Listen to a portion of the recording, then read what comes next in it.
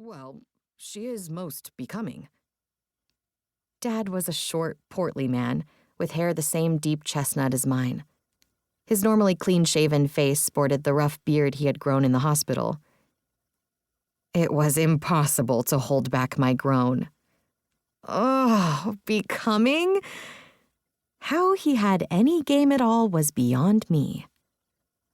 The woman is an angel sent from above. An angel sent to keep you alive. Her continued visits now that you're able to feed and bathe yourself might also be a touch of insurance fraud. But what was insurance fraud when it came to love? I, for one, would not criticize the person who was going to be checking up on him. Not when I was about to walk out the door myself. Betty could commit all the scams she wanted if it meant Dad would be taken care of. Like you said, I'm still a sickly man. This cough was a bit more forced, his eyes gazing at me in that all-seeing parent way.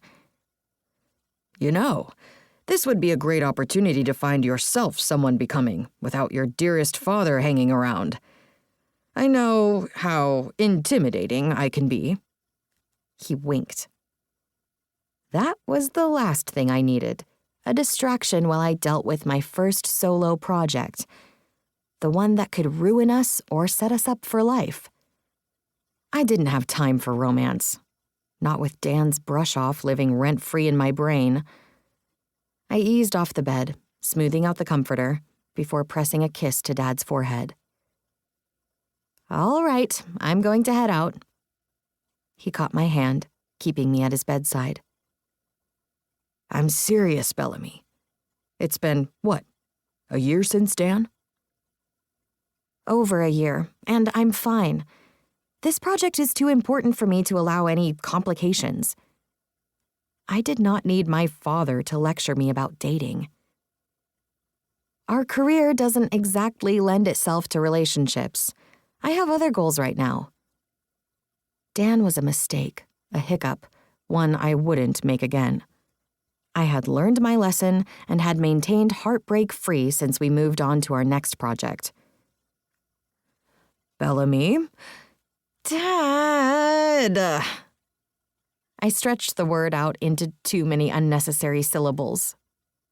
The bib would be elated to have you. I appreciate his shift away from discussing my lack of a love life, even as I rolled my eyes at the reminder of my dream job. Curator at my favorite museum. Whenever we were home from a project, I would spend hours, days, walking through the exhibits of the bib, letting my dreams breathe of being the one to plan out the rooms. A position like that would mean no more moving around from project to project.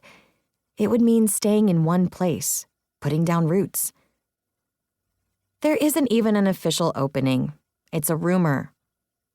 One I desperately wanted to be true. After this project, they'll create a position for you. Because world-famous museums did that all the time. Sure.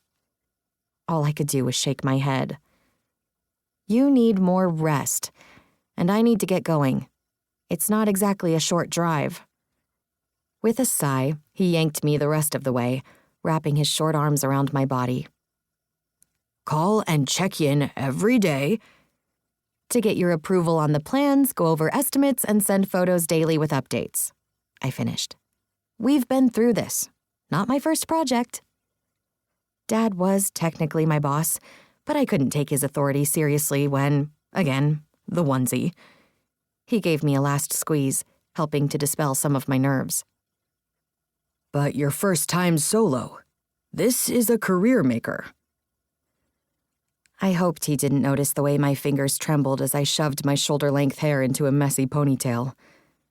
My fuller, curvy frame was all him, though my height and brown hair were from my mother. Like I said, I've learned from the best.